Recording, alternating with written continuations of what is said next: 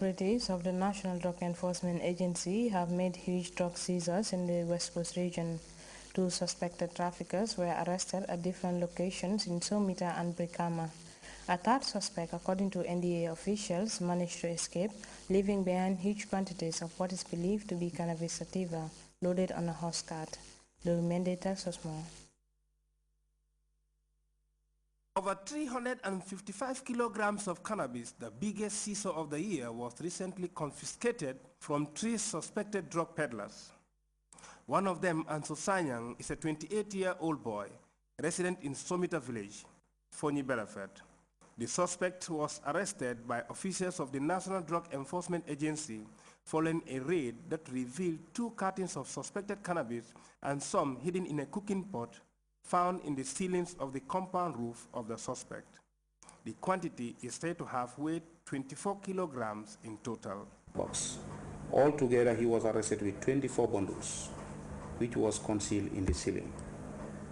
Later, the officers conducted a further search and discovered some quantities of cannabis in a pot hidden under the bed of the accused person.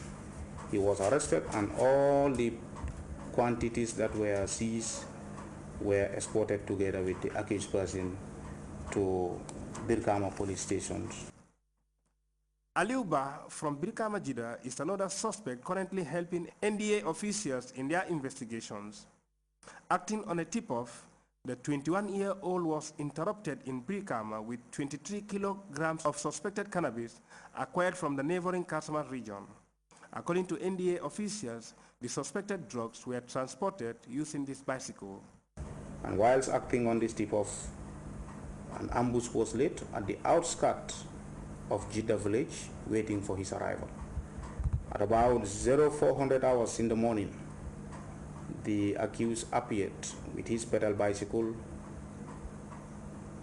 which was carrying the cannabis, and he was arrested, searched, and found with 23 big bundles of suspected cannabis. The third suspect understood to have escaped arrest after a bitter tussle and tough chase by the NDA operators was found with 13 bags of suspected cannabis loaded on a horse cart. The suspect, who escaped into the thick bush of Casamas, was understood to have acquired the suspected drugs from the Casamas region and was using the Gambia as a transit route to other parts of Senegal. The horse cart and the said drugs were arrested and escorted to Sibanor police station, during which it was confirmed that the horse cart was carrying 13 bags of cannabis containing 315 big bundles, which weighed over 300 kilograms. The horse cart and the said drugs were impounded, and they are currently at Sibanor police station. The suspects, according to the NDEA public relations officer, have broken the law.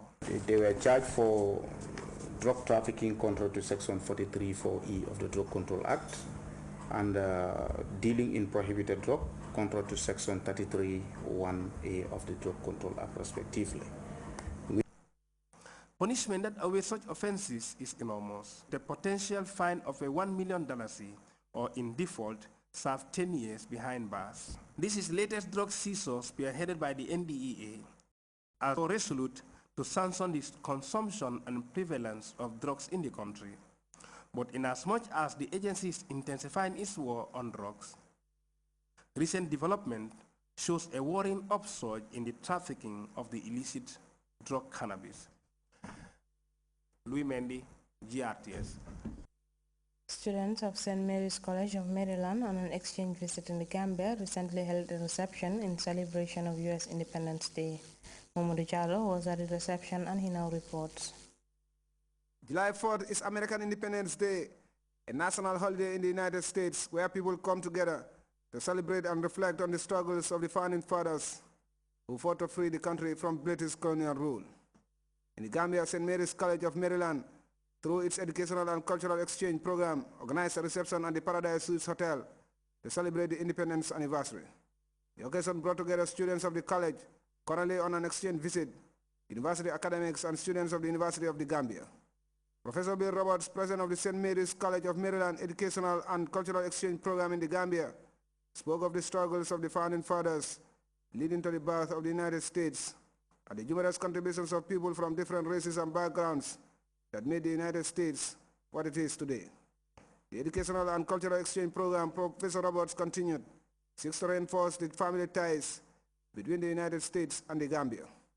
One of the reasons that we wanted to come together today was again to kind of reinforce this statement that we consider all of you Gambians to be part of our family, the Peace family, and to celebrate together, but to also thank you for everything that you do for our students and the experiences that you provide for our students in your schools, in your hospitals, in the classrooms, in your homes.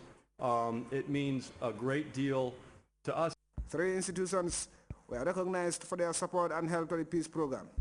These include the National Center for Arts and Culture and the University of the Gambia. Professor Muhammadu Ka, the Vice Chancellor of the University of the Gambia, said he was honored to receive such a gift. We are beneficiaries of that generosity of the United States.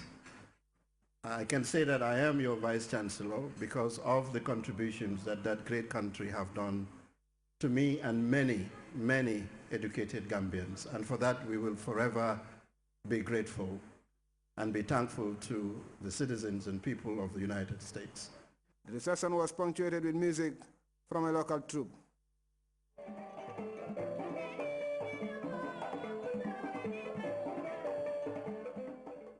Mamadou Diallo, Grts.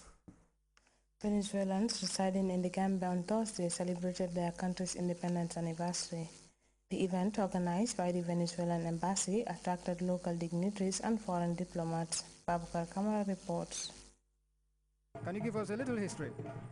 Yes, 201 years ago, it was born our first republic when a Congress declared the independence absolute from the monarchy of Spain.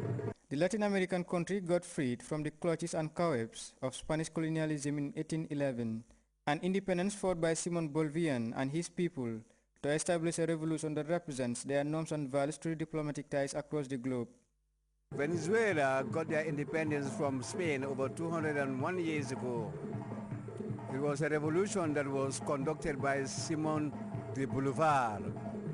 Simon de Bolivar is one of the earliest revolutionaries who propagated the idea of a South American nationalism.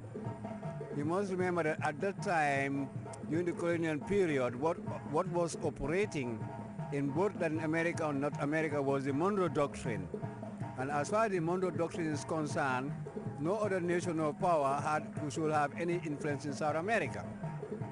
So one can say that the Bolivarian Revolution was a departure from this dependence on American hegemony. Diplomatic ties between Caracas and Banjul started in 2006 through firm political commitments inspired by President Hugo Chavez and President Jammeh. This has ushered in constant diplomatic exchange benefiting both revolutions through South-South cooperation. I think the ties between the Gambia and Venezuela is very important. One, the fact that both countries support a revolutionary independence towards self-sufficiency is very important. Just like President Jammeh is a very unique character in Africa because of his independence stand. Hugo Chavez is a very unique leader in Latin America because of his independence stand. Therefore, these two leaders were able to collaborate and cooperate to the point that Gambians are now sending, Gambia is now sending Gambians to Venezuela, where they are studying in various fields. We can all, attest to the fact that, it was only after, the coming of the Second Republic that, we have spread out, to all corners of, this globe to seek out for people, with the same, ideals and ideologies that, are spelled out for the good of, their people. The Venezuelan Independence Anniversary celebrations was graced by senior government officials and members of the diplomatic corps.